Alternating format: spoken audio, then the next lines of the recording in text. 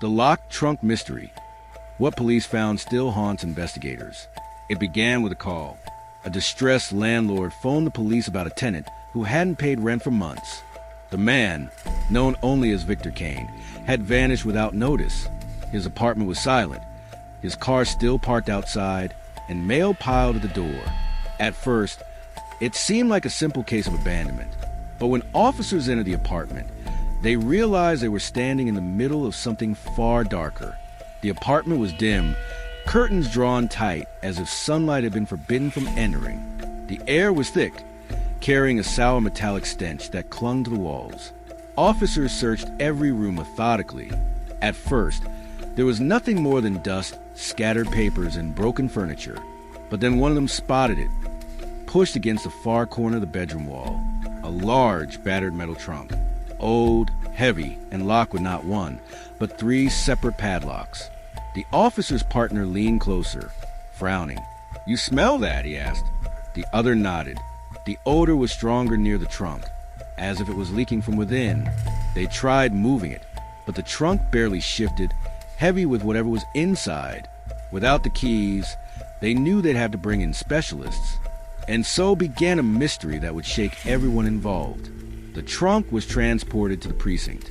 Investigators surrounded it like archaeologists about to open an ancient tomb.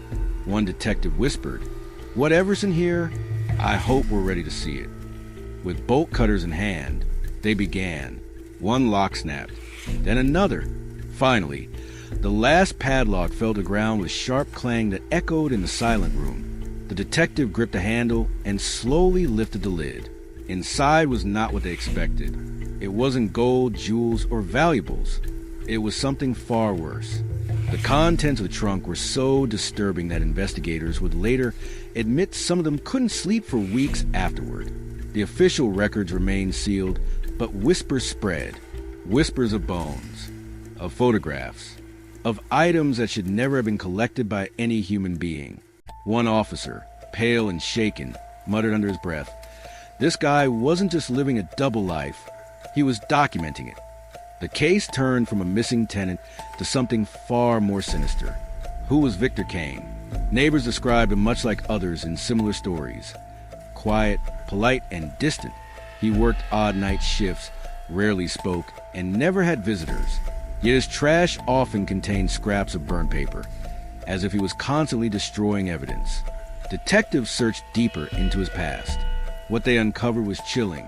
Kane had lived in 5 different states over the last 10 years, each time under a slightly altered name.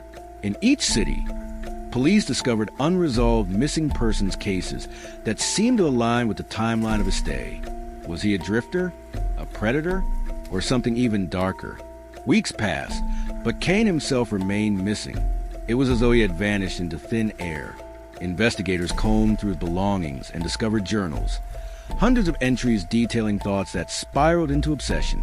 His handwriting was jagged, frantic. Entries spoke about urges he couldn't control, shadows that followed him, and an insatiable hunger for something. One passage read, "The trunk keeps my secrets. The trunk is all I have left." Police redoubled their efforts to find Kane. Tips poured in, sightings across state lines, but every lead dissolved into nothing. Then one night, weeks into the search, a call came from a truck stop 2 towns over. A gas station attendant reported a man who matched Kane's description. He had been sitting in the corner of the lot, staring at the highway for hours. When officers arrived, the man was gone, leaving only a half-smoked cigarette and a receipt from the diner. The receipt's timestamp showed he had been there only minutes before they arrived. He was always one step ahead. Back at the precinct, tension mounted. The trunk's contents raised more questions than answers.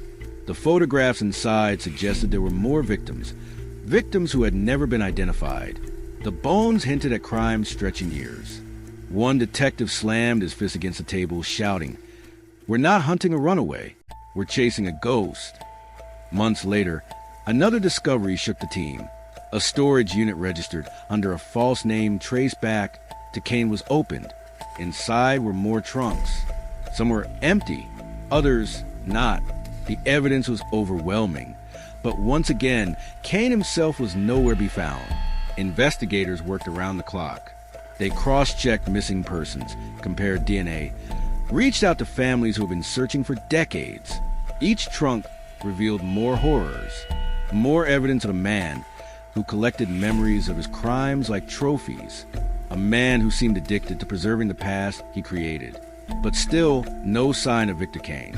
Some investigators began to believe he was watching them, that he lingered in the shadows, following news reports of his own case, waiting to see how much they would uncover.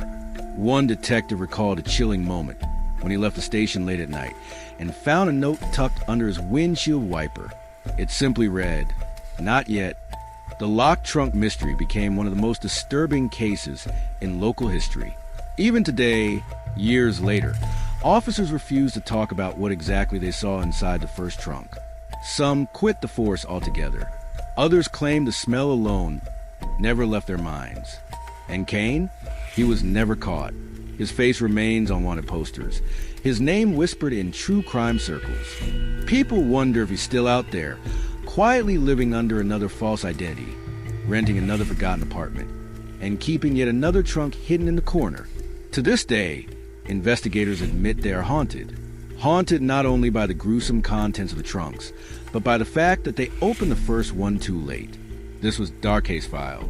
Stay vigilant, stay cautious, and remember, sometimes the scariest monsters aren't the ones hiding in the dark. Sometimes they're the ones leaving trunks behind.